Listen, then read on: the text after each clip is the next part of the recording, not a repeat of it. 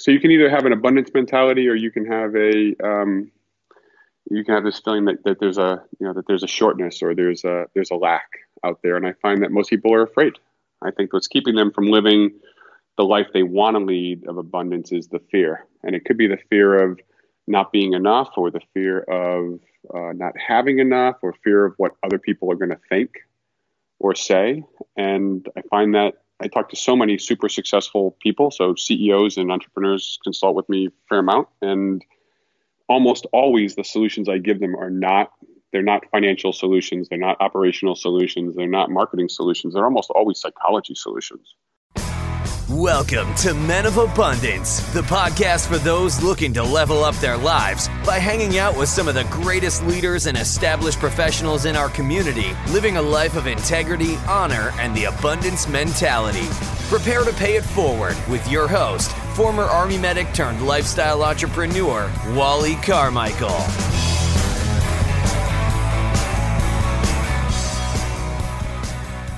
What's up, all of you amazing, abundant leaders out there? I am Wiley Carmichael, your founder and host of the Men of Abundance podcast, the Pay It Forward community, proving to you that you can, in fact, live a life of abundance in family, faith, finances, and fitness on your way to having more. And I say that all the time, but what does that mean? Having a life of abundance on your way to having more. What I mean by that is that you can start living the abundance mindset today. Too many people wait until the next life event. You wait until summer. You wait until the kids get out of school. You wait until the kids move out. You wait until your next life event. You wait until you finish college, or this project's done at work, or you name it. You wait and you wait and you wait. And next thing you know, you're in your 80s, if you're blessed enough to make it that far, and you have not lived the life that you personally have dreamt about living your entire life. And listen, I'm not talking about the grandiose dreams of having a 80-foot yacht and 2 houses in Italy and this, that, and the other. I'm talking about just living a fulfilling life around your family and your friends and actually enjoying the smaller things in life. It's the smaller things in life when it all comes down to it. Everyone on their deathbed always talks about the regrets, and the regrets are always the small things in life. And you can look at study after study, book after book of people in hospice and people on their deathbed. Not a one of them ever said, I wished I would have spent more time at work. I wished I would have spent more time trying to make more money. They all say, I should have spent more time with you. I should have spent more time with my kids, with my spouse. I should have spent more time with my best friend who I'd known for years, and we drifted apart and left each other and didn't even know anything about each other's lives as we were adults. Now consider what living a life of abundance means to you. It generally does not mean anything of tangible results that involves a lot of money. It involves the finer things in life, like just the small things, the beautiful moments. That's what it's about. Now, I'm going to share with you mid-show today of something that I personally want you to do that I know is going to help you in living your life of abundance. But one thing I want you to do right now today, and I would greatly appreciate it if you were abundant in your actions today, by paying it forward and sharing Men of Abundance with everyone you come in contact with. I mean it. Just post it out on social media, hashtag Men of Abundance, or even just hashtag abundance. I would appreciate it if you did both, but if you're going to do one or the other, do hashtag abundance, because more people are looking for abundance in their life today, and they will find this show because not many people are doing a hashtag at random, Men of Abundance. So that's my rationale behind that. So if you just do a hashtag abundance so other people can find these amazing conversations, I would greatly appreciate that. Take it an extra step. Take a screenshot of your phone or your computer or wherever it is that you're listening to this at, and post that along with it of either this episode or any of your other favorite episodes that are out there, out of the 323 different episodes that you can take a screenshot of and share that specific conversation, because you got something out of it and others will too. Then if you really want to pay it forward, hop over to iTunes. Leave a rating and review. That pushes us up in the search engine so other people can find it. That is a great search engine over there that many people are actually searching for different conversations on. And there's something going on in their life. There's something that they want that they know is missing. And it just might be abundance. In fact, it might even be Men of Abundance. Might even be this conversation or the one that you post over that you specifically mentioned. We'd greatly appreciate it if you did that. Now, let me introduce to you our featured guest today. Our featured guest is a transformational entrepreneur with over 25 years of experience building and growing businesses. He helped over 1,000 businesses and professionals increase profitability, reduce costs, and implement acceptable continuity and exit strategies. He has worked with 3 billionaire families, started and sold multiple companies, and has his own multi-million-dollar exit. He is the author of 15 books, including 6 Secrets to Leveraging Success, Wealth Secrets of the Affluent, Mastering the Art of Success, and The Physician's Money Manual. He has been featured in Entrepreneur Magazine and quoted in the Wall Street Journal. You can learn more at thechrisjarvis.com. Men of Abundance, it is my pleasure to introduce you to Chris Jarvis. Chris, welcome to Men of Abundance, brother. How you doing? I'm doing great, Wally. How about yourself? Man, I'm really good. Where are you at in the world? I am living in outside of Dallas, Texas, in a suburb called South Lake. South Lake. I like Texas. I've lived quite a bit in Texas. I've lived in El Paso, San Antonio, Killeen. Don't recommend that at all. Don't beat me up, guys. That's my personal preference. I know some people dig it. But I spent some time down in Austin. Never did spend a whole lot of time in Dallas, though. I've got an aunt that lives out there in, I think it's Fort Worth area. Yeah, not far. That's pretty. Yeah, not too I'm far. actually closer to Fort Worth than Dallas, but I grew up in New England, in Rhode Island, then Boston, then Los Angeles, then Austin, then here. So this is it is the ugliest place I've lived as far as the topography and the scenery, but It's the easiest quality of life I've had. So, interesting lesson there too, right? The things that look good on the surface may not be giving you what you want, but this is a great place to raise kids and live a real easy life. So. Well, that's a very interesting perspective. Yeah, I like that you put it that way too, because as I tell the guys all the time, and we always have these conversations, is, you're not a tree. If you don't like your situation, get up and move. It's not easy. It's not as easy as that, but come on, it's not that difficult either. If ultimately you're going to end up in a, better situation, right? That's I've got a son who's a senior in high school, and he the advice I gave all my kids was, if you go to college in Texas, I'm not paying and I'm not visiting. And they laugh and say, I thought you liked Texas. I said, it's great, but why don't you expand your horizons and see a different part of the world? And as luck would have it, my son's number one choice for colleges for next year happens to be in Rome. And he doesn't speak Italian. So I thought, hey, here's a kid who's trying to expand his horizons. I have to applaud him for picking my favorite city in the world and saying, I think I want to go to school there. There's probably a lot to learn. Absolutely. I love that. That is absolutely amazing. Yeah. Well, I like to start out with an attitude of gratitude, Chris. What do you have to be grateful for today other than what you just shared? That's something to be grateful for, man. I am grateful for all the people in my life who believe in, trust, and support me and understand me for who I am. Awesome. Beautiful. And where does some of that come from? What are some of those? Who specifically are some of those people? And we're going to get a little bit personal here in the intro, because we like to get to know the man behind the abundance here. We certainly get into your professional side as well. But who are you? How would you describe yourself? Who am I? This will come together later, perhaps. But I'd say I'm a bit of a giraffe, and with all the marketing and branding I have, I'm not saying that to be clever, but that's being someone who's different, who's always seen things differently, looked at things differently, and for most of my life felt like I didn't fit in a lot of ways. So, I say giraffe because the giraffe's the only animal that, when it evolved, it actually became more vulnerable. So rather than protecting its neck and hiding, it grew so big that it's impossible to hide. And its most vulnerable area is its largest area that grew to become even more vulnerable. But as a result of being more vulnerable and opening up, you get to see things others can't and reach things others won't. And it wasn't until I shed the trying to be the smartest guy in the room and trying to accomplish everything that I possibly could. It was a moment when I decided you have to be more vulnerable and connect with people. And that's where all the great stuff will happen, when you open up. And that's happened in business. It's happened in my marriage, my second marriage. It's happened in a lot of ways in my life. That was one of the big transformational things for me, was getting more personal, getting more open, more vulnerable, and realizing that that's actually a safer place to be, because then people know you for who you really are.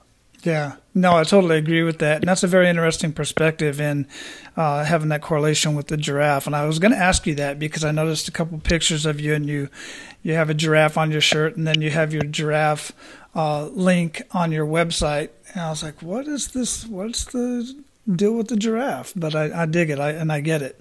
That makes a lot of sense. So yeah. As we were talking about a little bit earlier, I think before we actually started recording, because I've been checking you out, watching a couple of videos and stuff like that, and there's some definite kick in the gut moments that you've experienced there, but I don't want to put words in your mouth. I'd like for you to share a kick in the gut moment and really make us feel that, and then we're going to get into what you learned from that and what are you doing with that information? How are you paying it forward? I was going to talk about getting divorced and then getting kicked out of my business and going from making $700,000 a year to being broke and almost being out of business. And I thought that was a hell of a kick in the gut moment. But given where the first question was, the gratitude and where you got me, I think I'm going to go to a different story, which was not that long ago. The last few years, my younger sister died. And I had this moment of, like a lot of people, my parents got divorced, and as the oldest kid, you took on maybe more responsibility than was necessary, when that happened. And, and for years, the one thing you might ask is, as a young kid, you're sitting on Santa's lap, given the timing of us recording this, what do you want for Christmas? It was like, oh, my parents still live together. You want something in your family to work. And so as the oldest kid, overachiever, I went out and did a bunch of things, and it never really brought my parents back together. And my fondest memory of my parents was actually in the hospital and in hospice with my younger sister. And I realized that, she had some mental illness. She was transgender. She had a lot of things that didn't go so well for her, and life was really hard. And she was only 18 months younger than I am. And, and I had all these gifts of being the tall, athletic, high IQ, personality. All these things that make life in this particular time really easy for me in some ways. And I could never get my parents back together. But while we were in the hospital, I watched my parents work together and support each other. And I watched our entire family unit with my other sister, Jen. And it just, the family, for the first time in my life, I saw them, I saw the family working the way it should. And I realized, wow, this all came out of vulnerability and out of, as opposed to out of success. And I couldn't get my parents to come to a best-selling author party together. I couldn't get them to come to a party when I sold my company for a lot of money. I couldn't get them to be in the same room. But when my sister was sick, everybody wanted her to get stable, and then they all wanted the results. And then when they realized there was no chance of her surviving, everybody was looking for peace. And so that kick in the gut moment is, the saddest week of my parents' life is my fondest memory of them, and not because they were sad, but just because of how wonderful they were to each other. And, and how the family took on this natural thing. So that was a life-changing experience for me, in a lot of ways. Yeah, thanks for sharing that. And I'll tell you, I've been through situations like that in my own personal life, as well as in other, very close friends of mine. And a lot of times those type of events, quite frankly, they tear families apart. In many cases, even families that were originally close. It's a weird dynamic in the way people react to situations like that, but I'm very glad that it worked out the way it did for you and your family. And again, thanks for sharing that, because that's important. What are some of the other takeaways that you get that you can share with our listeners through that experience that may be going through something like that right now? Well, there were a bunch of takeaways, because it happened even when I was sitting there in hospice. I realized that we're 18 months apart. And I was given a lot of gifts. And so I became a lot more grateful for what I had. and just realizing that I could have easily been, I could have been the kid, lying there unconscious as opposed to being the one, standing upright or sitting in a chair. And that was a gift. And I realized that I realized at that time that there was a purpose for me. So one, I'm just grateful for what I had. And secondly, I realized that there was a purpose for me to, it became clear to me that I was there to help other people. And you have to help people who are less, or at least for me, my calling was to help people who are less fortunate than I am. And so I think the lesson that's my takeaway, but the lesson for other people, I think, is to be aware of the surroundings and be grateful for what you have, and at the same time be open to being yourself. Because at that moment, I went from teaching and doing seminars and trying to share all this wonderful knowledge I had and show people how smart I am. And now the conversation, I talk about my parents' divorce. I talk about my divorce and being suicidal. I talk about going broke. I talk about troubles in a marriage. I talk about feelings of insecurity or incompetence or whatever it might be. That those are the things that, sharing those things that are going on with you that aren't positive are actually the things that cause you to make real connections with people. And don't be afraid of being vulnerable. And that kind of goes back to the giraffe thing too. Right, absolutely. So you talked about, you found your purpose in that time. What did you realize? What is your purpose, and how are you paying it forward? Yeah, so my statement that I use is I want to improve originally it was I wanted to help improve the lives of 1 million kids while being a role model for my 3. And, it's not just kids, it's more families than that. So it's more, for me, if I can help improve the lives of 1 million families while being a good role model for mine, that's what I try to do. So currently I do a lot of consulting for corporations and family-owned businesses and family offices, but I sit on the board of the medical school in South Carolina. I sit on the board of the IC Squared Innovation Institute at the University of Texas. I'm on the board of the National Coalition for Safe Schools, which is a non-political, bipartisan. It's not about gun control. It's about teaching kids mindfulness and teaching teachers how to help kids manage their situations better. I just took over an unpaid position as the Vice President of Strategic Partnerships for Jack Canfield in the Canfield Training Group. So I'm trying to bring his 40 years of lessons of mindfulness and success and helping people live better lives, and doing that through partnerships with corporations and associations and other people, so we can get that message out to millions and millions of people.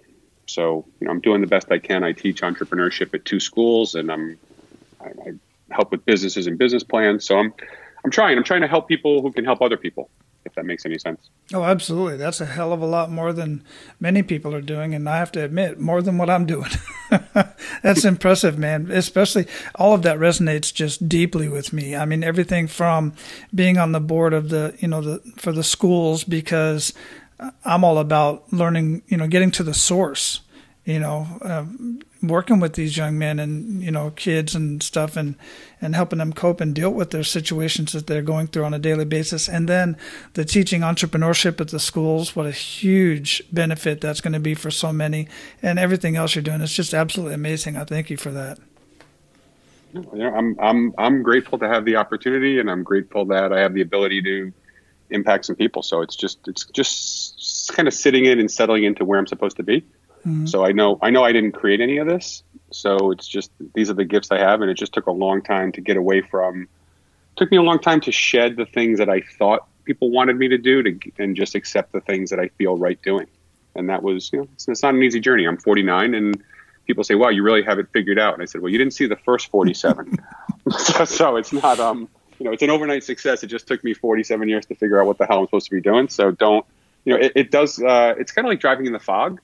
When if you're driving a car in the fog, it seems like you can't see anything, and you don't know that you're getting close to the edge of the fog, and then all of a sudden you can see. So that's part of the journey. Is if you're not sure where you're supposed to be, keep moving, and it happens. Really, it doesn't happen when it happens. It's immediate, even though it took you a long time to get there. Absolutely. People, I'm asked constantly, Wally, what do you do to live the life you live. It's not what I do, it's what I did.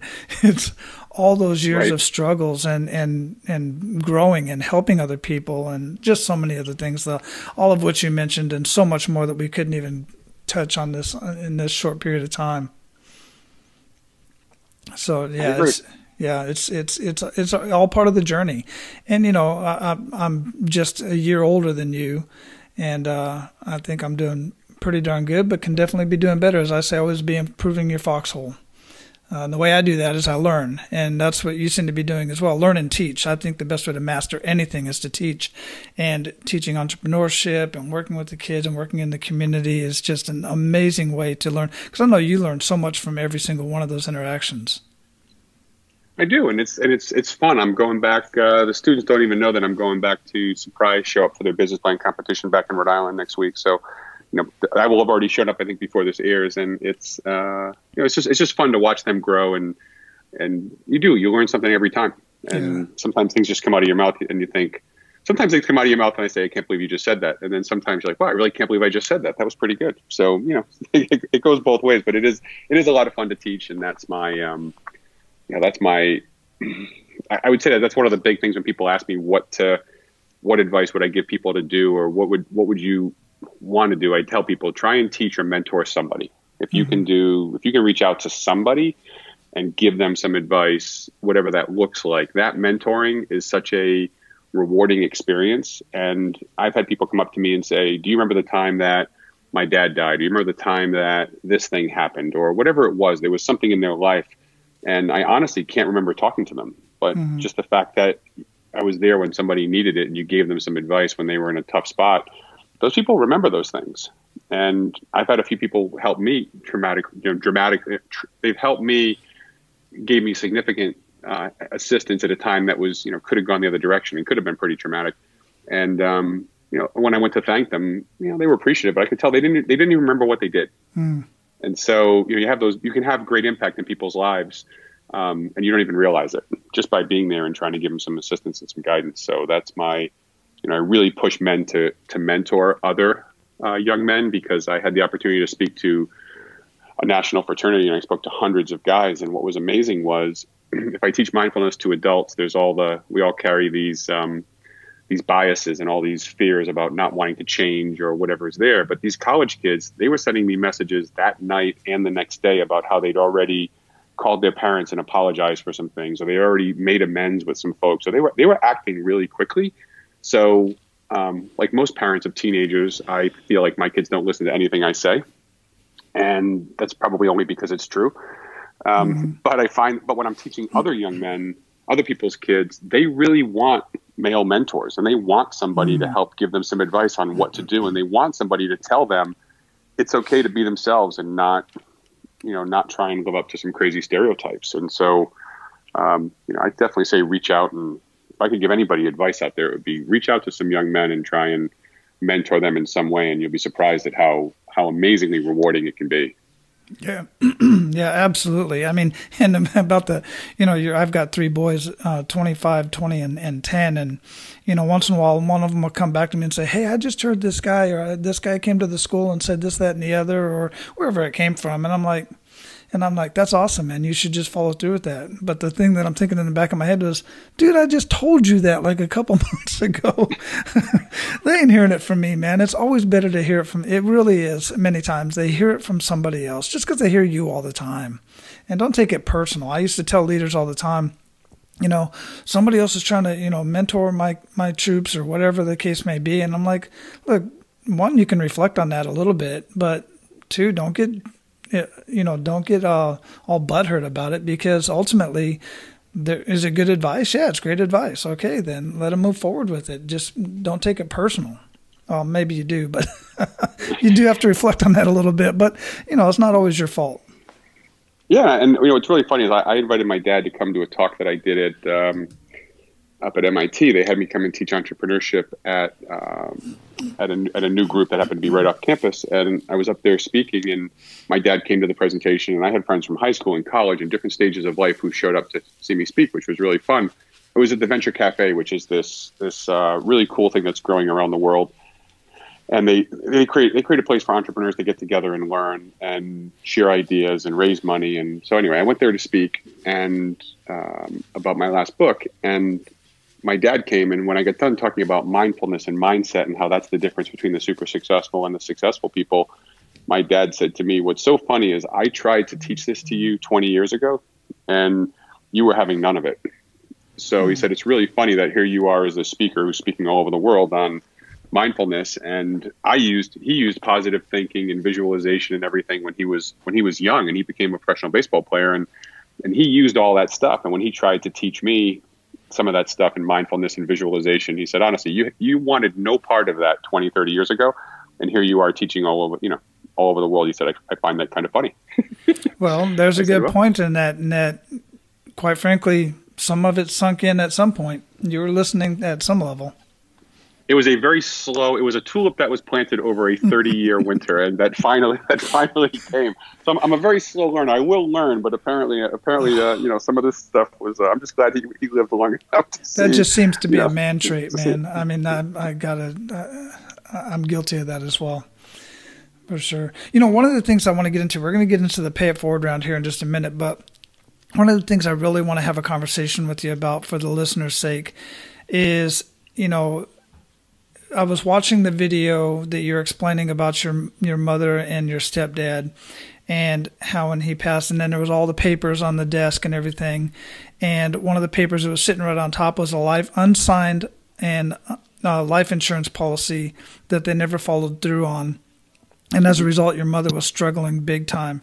And I think you said it was something like 80% of Americans either don't have life insurance or don't have life insurance that is going to suit their needs of those they leave behind. I want to have this conversation because being a man of abundance is abundance in family, faith, finances, and fitness. And part of that is making sure you're taking care of those who you're leaving behind. And that is a very big part of that. I'd like to have that conversation a little bit and tell us what you feel people should do from this point on if they fall into that category.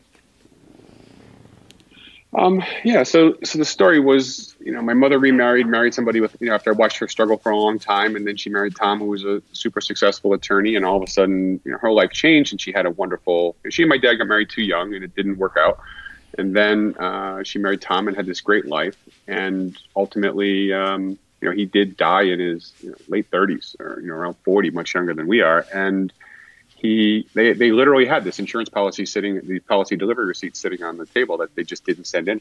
And if they had, it wouldn't have been so bad. But instead, mom ends up filing bankruptcy and losing her house and all these crazy, things that she struggled with. And so I find myself in the financial services industry years later after getting a math degree and becoming an actuary and getting an MBA in finance and all this other good stuff. And I somehow find myself owning an insurance agency and a bunch of other financial companies. And you find the statistic that most people just don't have insurance. And insurance is for somebody who's been in insurance for a long time, it's super boring. And there's nothing really interesting and exciting about it. And it's one of those purchases that you're going to make that isn't going to do you any good, right? It's just an expense. So if you needed to buy insurance or buy some financial security for your family, whether it's the insurance or it's all the legal estate planning documents and things that you have to do to get everything secured, it's a selfless act because it costs you money, it costs you time. There's a lot of aggravation filling out all the paperwork to figure out where's it going to go and which kid am I going to take care of. And maybe you have one kid who married a neurosurgeon and the other kid is a school teacher, and you say, well, do I treat them the same or don't I? And those are just not easy things to think about. And so it's not a fun thing to do. So I think a lot of people don't do it because it's not fun and it's painful to think about death. And I think a lot of other people don't do it because they just don't know any better. Some people don't do it because they'd rather fall down a flight of stairs than have a conversation with an insurance salesperson, which I can't blame them.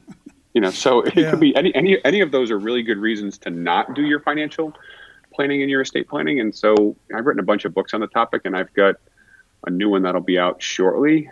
That is a kind of an updated version of a previous one that, some of the stuff will be on my website, and I'll make it available to some of the listeners.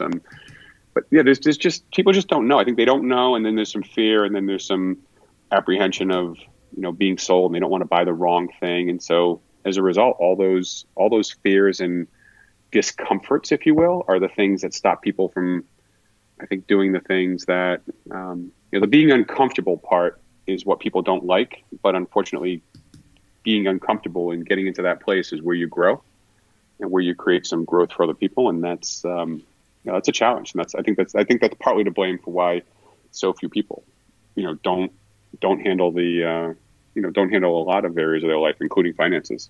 Yeah. Yeah, absolutely. Insurance is one of those things that's it's like a legal Ponzi scheme. You're always going to put in more money than you'll ever get out of it. Other people are getting money out of it, but you're not going to get any money out of it, especially with life insurance. You're definitely not going to benefit from that, but you will indirectly, I believe, anyway. So, yeah, thanks for sharing that, and I think that's an important conversation to continue to have, guys. So explore that and, make sure you get, any of the books that are related to that, especially some of those that Chris will be able to share with you as well. So, brother, we are at the point where we're going to pay it forward to our listeners. You ready to do that? I'm ready. Excellent. One of the biggest parts of living a life of abundance is paying it forward. Giving is the ultimate form of happiness. But today, what I'm going to ask you to do is going to be a little bit uncomfortable for some of you. It may or may not be, but what I really want you to do is I want you to reach out to a friend you have not talked to in years. All I want you to do is, if you have their phone number, give them a call. If you don't have their phone number and you're on Facebook together, hit that little video button up there and do a short video or even an audio and send them a message saying, hey, look, I just want to reach out to you. I wanted to see how you're doing and see what you're up to and just see what's going on in your life. We haven't talked in a while, and I don't want anything from you whatsoever. You can word this however you want, but just reach out and find out how people are doing. This is something that we do within our men's group within our church. This is something that I've been doing with veterans and other friends, and it's sometimes challenging. I got to warn you, because some of the people you call are going to be living in hard times right now, and they need to hear from you. You've seen it in the movies and you've heard the stories to where, look, I was literally on the verge of suicide or doing something stupid, and I received a call out of the blue, changed my life. You could be that life changer. You really could. Even if something like that is going through your life right now, you calling somebody else and helping somebody else can make you realize that you are not alone. This is a very powerful thing to do for you and for the people you call. One of the big things going on out there is the 22 push-ups for 22 suicide or suicide attempts with veterans. Well, that's all great, and that's great for awareness, but what I like to do is I like to pick up the phone, or if I don't have the phone number, I get on Facebook, I get on LinkedIn, I do a video, and I use Dub, or I use Loom, or I do some sort of video on my phone, and I send them a video over social media. And just to let them know, listen, I'm thinking about you, I'm here for you if you need anything, and if you don't need anything cool, I just want to let you know that I'm here, and I'm thinking about you, and I'm wanting to know if you're okay. That's it. It's very simple. So what do you say? Can you do that for me? I would greatly appreciate it. And the people that you call are going to greatly appreciate it. I promise you that. Now, let's get back to the conversation.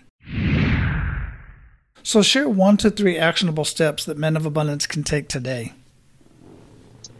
One thing you can do is, I would say, reach out and mentor someone.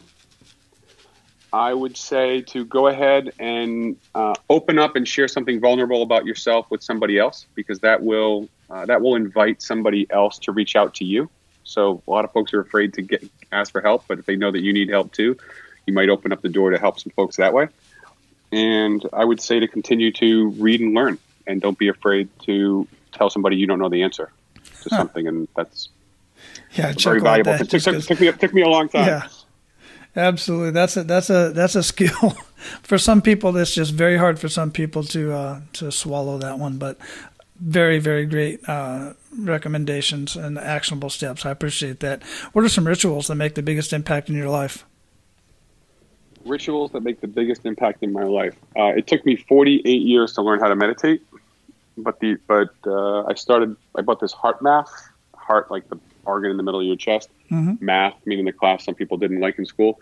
So heart math has this monitor that I do it for 5 minutes a day, 5 minutes, 3 times a day, just to slow my breathing and calm down. And I went from sleeping 4 to 5 hours a day to 7 by just giving myself a few times during the day, doing some breathing and then trying to meditate and going online to YouTube, or I don't have them up on my website yet, but I'm going to put some meditations up eventually. But just listening to somebody else with some guided meditation just to calm things down. So, men of abundance are probably very successful because they've done a lot of things, but as a result, they think about a lot of things and maybe it's hard to turn your brain off. And once I was able to meditate and slow things down, I became less frantic. I started sleeping better, less anxious, body weight dropped. I mean, a bunch of things happened just by calming things down and finding some peace. Yeah, absolutely. Many of the top performers that I talk to, if not all of them, do some form of meditation. And some people get all weird about the whole term meditation, and you can call it something else. Bottom line is just calming yourself and controlling your breathing, and sometimes either getting your thoughts together or not thinking at all, just being. And it's extremely powerful. It's something I practice as well. What are you reading or listening to that you'd recommend to our men of abundance, and why? What am I reading? Right now I'm working on, a friend and mentor of mine, Jack Canfield, wrote the Success Principles, and so I review that pretty regularly. And then I went to visit a university with my son, High Point University in North Carolina, and I was so impressed with Nito Cobain's, he's the president of the school, what he's doing, that I picked up his book, How to Be a Great Communicator, and you spell Cobain Queubin. You'll find it. It's not many books written with Queubin, so it's an odd spelling. But Nito is a fantastic speaker who's all about mindfulness and helping people be the best at what they are, and he's big on faith and family and country and helping people become. He's building this great life skills university, so his stuff's pretty good. So that's the newest one I picked up.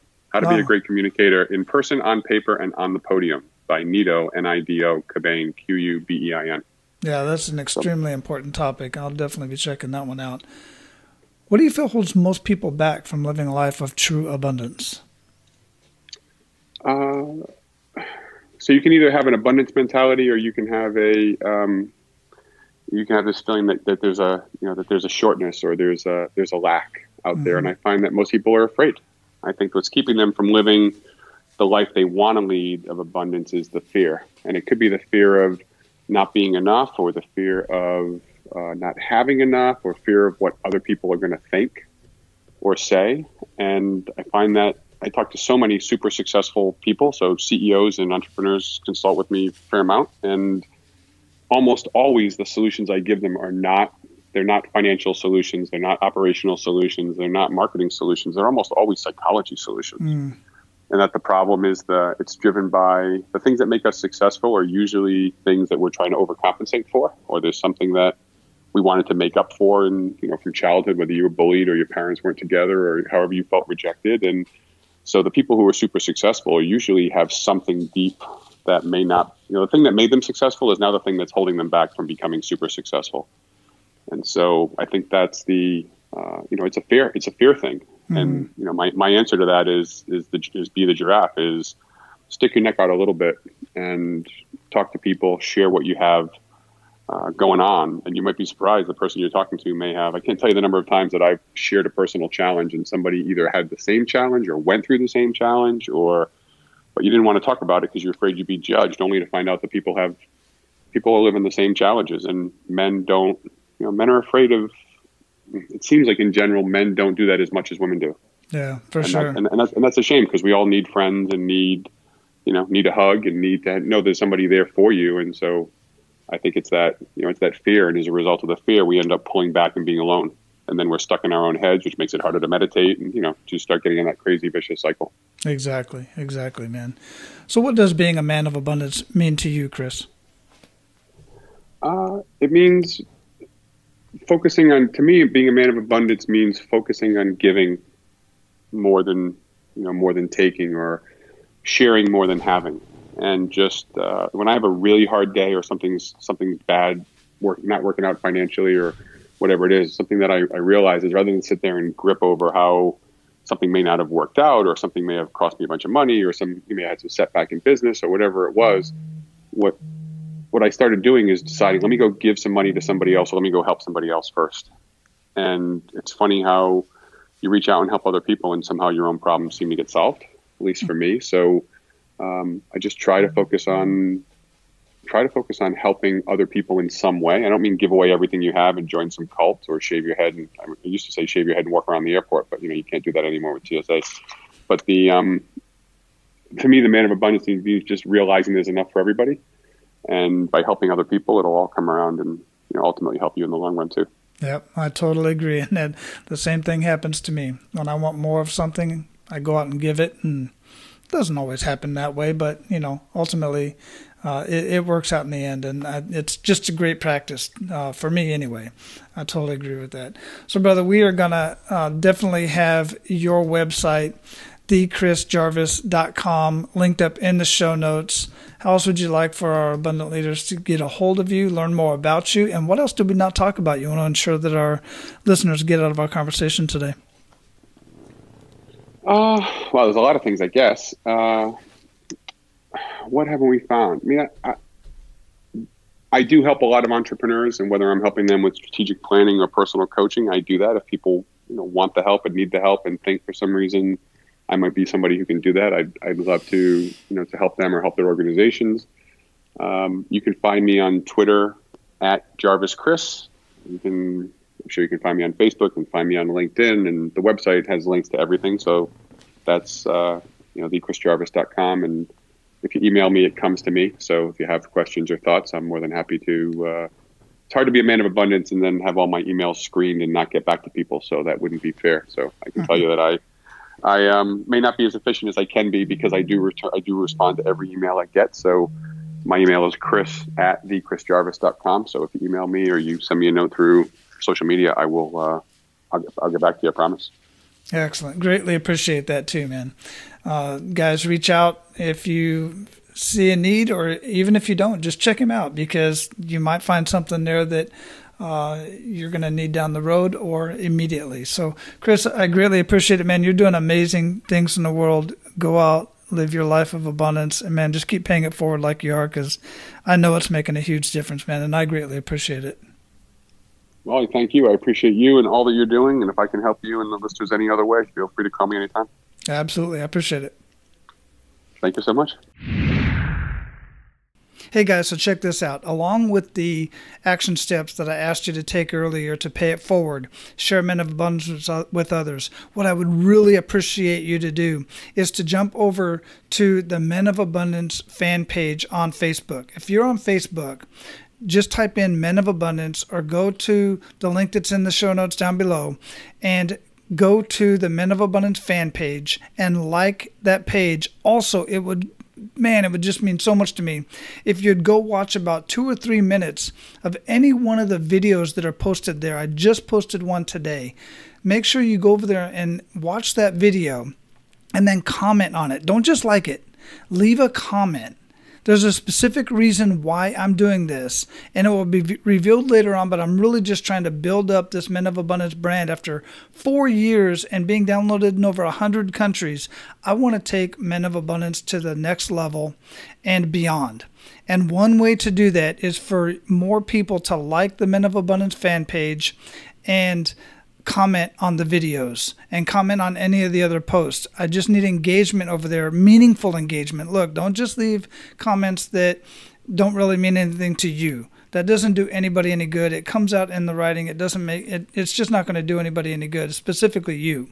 I really want you to leave a meaningful comment and let us know what your thoughts were about that particular content that was posted there, and then share Men of Abundance fan page with others.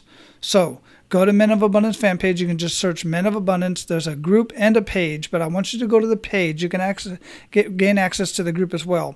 But specifically, I want you to go to the page, locate a video, watch the video, like and comment on the video or leave an emotion or whatever they call it, and then share that particular post out with others on your social media. Greatly appreciate it. Now, go out,